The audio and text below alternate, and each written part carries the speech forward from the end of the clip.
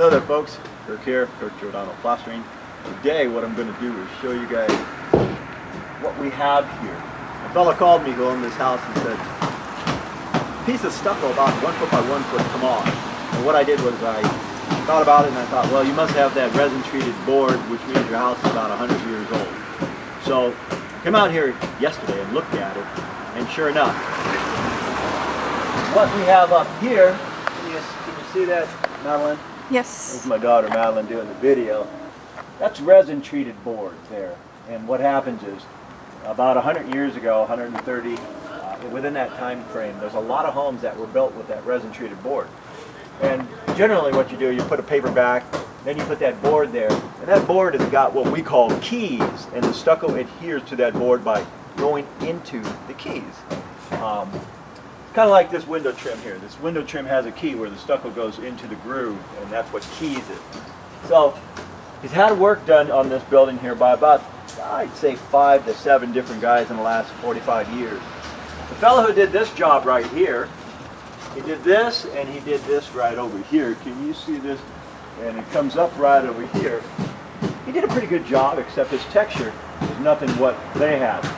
He floated it with a green sponge float, where he should have dashed it. We're going to put a bonding agent over this and give it the correct finish when we're complete today. And remember what I said, folks, that blue stuff my daughter's painting on is called welcrete. W-E-L-D-C-R-E-A-T-E, I believe. And without the welcrete, which is a bonding agent, my dash finish will not adhere to that finished product, which I'm going to see if I can zoom in here. I know it's my own camera, but I don't know how to use it real well. Can you see the finish we have? It is a heavy dash, and what they've got here is very smooth. So while we're here, we might as well just correct the area where it really shows. I hardly ever use this camera, but anyway, welcrete is definitely necessary to go over areas. Okay guys, same house, different wall. What we're going to do here is we're going to take it to the bottom windowsill here because we have some buckling. And this fella who did this patchwork, we're just going to remove his patchwork because it's pretty bad. Now this guy who did this patch, if you could zoom in over here, Madeline.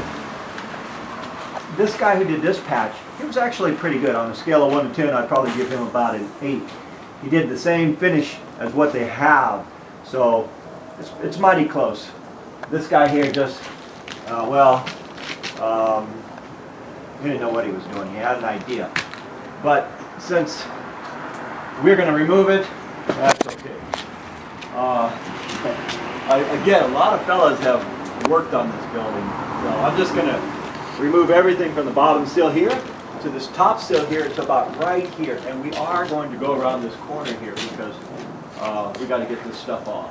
And again, when it's over the resin treated board, it comes off fairly easy. You can just pull it off like that. It's coming off.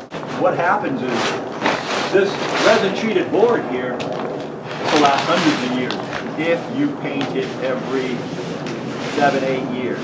Now the house is 100 years old. The fellow who owns it now, he's had it for about maybe 20 years, so it's a new owner of it. If this house was painted when you have the resin treated, every 10 years, it lasts forever. So a lot of times, the fellow who bought this probably the 60 years, 80 years before him, they didn't take care of it. So what happens is, the water, when you don't paint it, penetrates, goes usually between the wood, right in there. And so when it goes in there, it makes the wood swell. And that wood kind of swells, which pushes the stuff over it. So enough about all that. We're just going to fix it, and I'll show you how we're doing it. So after we remove all this, I'm going to put some wire in a lot of these little spots. We'll put it back together. You'll see it as we're doing it. All right, guys, we're at a stage here now where we're going to put it all back together. After we removed all the old stucco, I went ahead with a water hose and squirted all this with high pressure to get the keys, as much out of the keys as possible. Then I applied welcrete. Then I wired it. It's a bit overkill, but for the sake of sorry. And the owner told me that nothing has ever leaked on the house, so that's a good sign. I have taken this off where this crumbled in my hand. I've taken it off where the studs underneath this crumbled in my hands, but fortunately he's had this is in great condition, so we can get away with just doing this. Generally, there's a 30-pound felt paper behind this. Then the keys, this wood goes on here. It's treated with some kind of chemical like railroad ties to last forever. So anyway, it doesn't always last forever, but it is treated. It's resin treated of some type. If it's not painted every, 7 to 10 years max, it will go bad. So what we're going to do now is put it all back together. Generally, I put 2 tubes of Sikaflex caulking in here. It's always a good idea to caulk when you remove it. Caulk anything, pipes, electrical outlets, anything. Caulk them real well. You don't want anything to leak when you're doing this kind of stuff. The owner assures me it doesn't leak, but just to be on the safe side, I like to caulk everything. So we're going to go ahead and scratch and brown this out. Then we're going to apply the dash finish. As we're doing that, we'll show you how also. Alright guys, we're at a stage now where we're doing the dash coat. We did scratch and brown. And again, I'm just mixing soupy mud. Throwing it on there. Soupy mud. If it's real heavy and it hits the wall and bounces off, so it's got to be dripping like that's dripping. See that? Okay.